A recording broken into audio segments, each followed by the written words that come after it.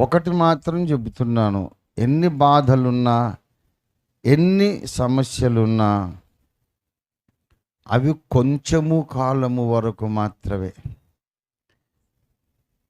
దానికి ముగింపు రెండు రకాలుగా జరుగుతుంది. ఈ శ్రమలన్నిటికీ ముగింపు రెండు రకాలుగా జరగవచ్చు.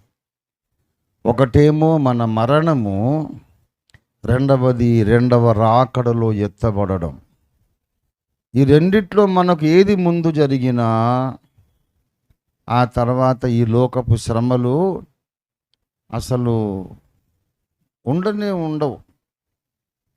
ఆ తర్వాత నిత్య మహిమానందము.